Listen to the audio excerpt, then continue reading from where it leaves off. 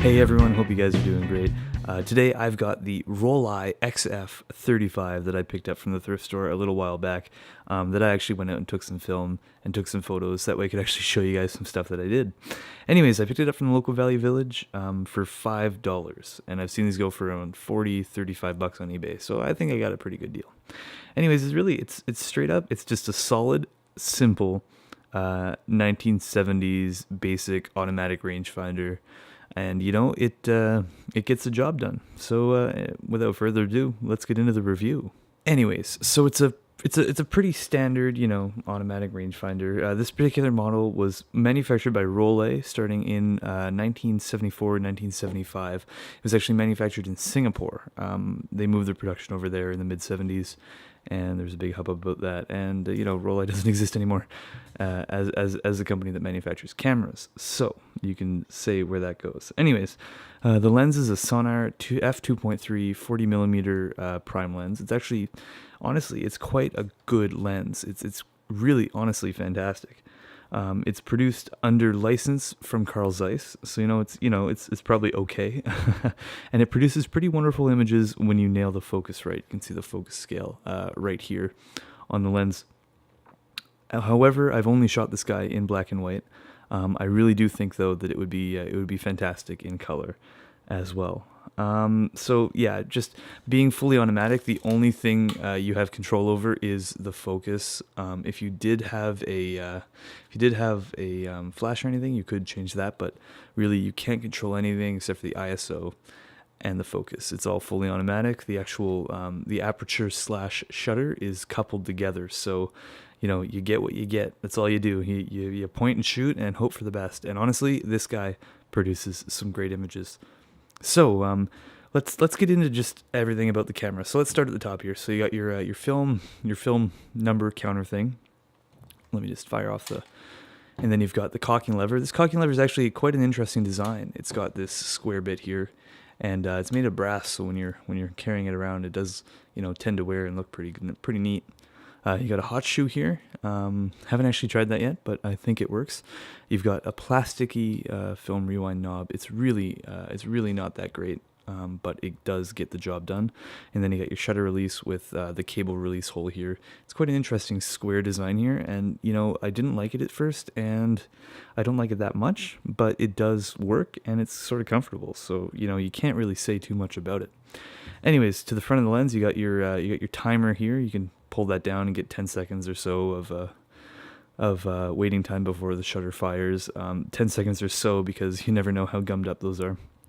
You've got your ISO selector here on the inside. You turn this around, and it actually makes a smaller aperture for the sensor here, and that's how you meter. It's pretty ghetto, but that's how they did it back in the day.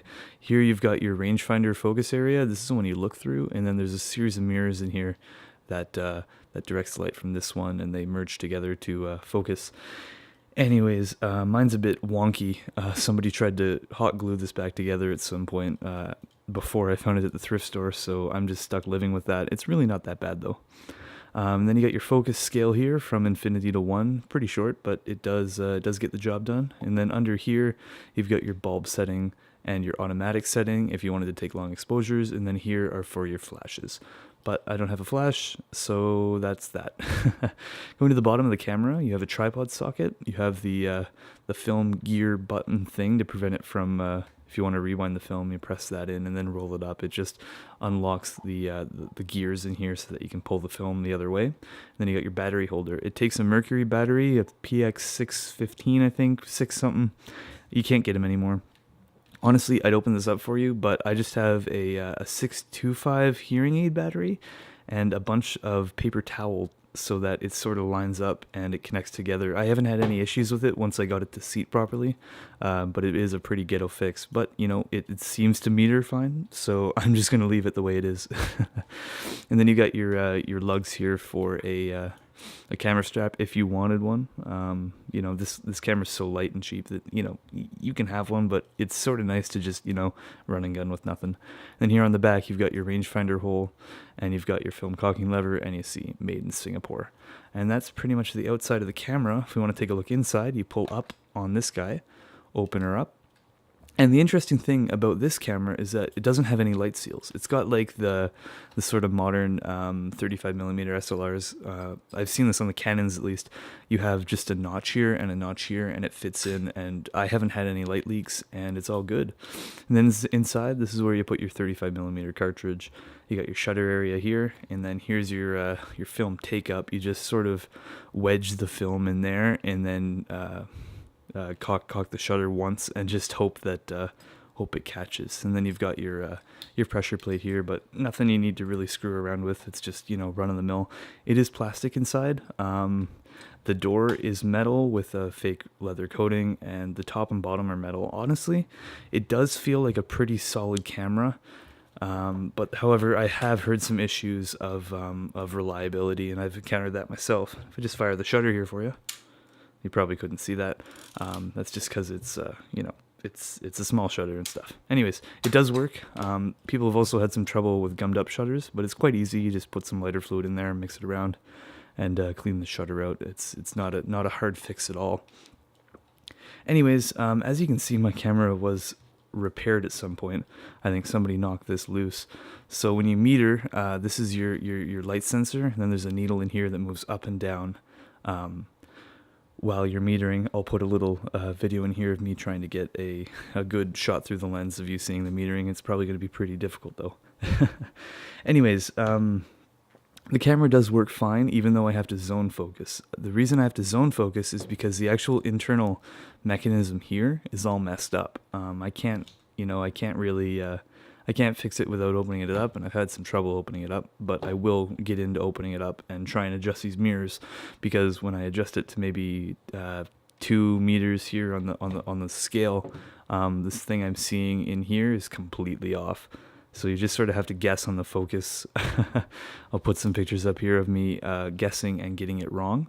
However, I have guessed and got it right, and you know what? It does take fantastic images when you hit the focus right, which is, pretty obvious. Anyways, so honestly, the lens also, since it's a pretty fast lens, it does produce some okay bokeh, and it's got that 70s 60s lens look where it sort of curves the bokeh. Really nice. I honestly think it's a lot of fun to shoot with. It's a run and gun camera, just something to shoot your daily life with. I carry it around in my backpack when I go to school, and just stuff like that. It's just a great all around simple, easy to use camera. If you want manual control, you ain't getting it with this. But for the most part, if you just want to, rifle through some film and shoot a couple shots, this will do you well. And yeah, so that's pretty much the Rollei XF35. Thanks for liking, thanks for subscribing, thanks for viewing. Honestly, I hope you enjoyed this video. If you did, leave a like or whatever, that whole thing that people say. Anyways, thanks for watching my video. I'm Isaac, and I hope you enjoyed it. Keep shooting film. Have a good day, guys.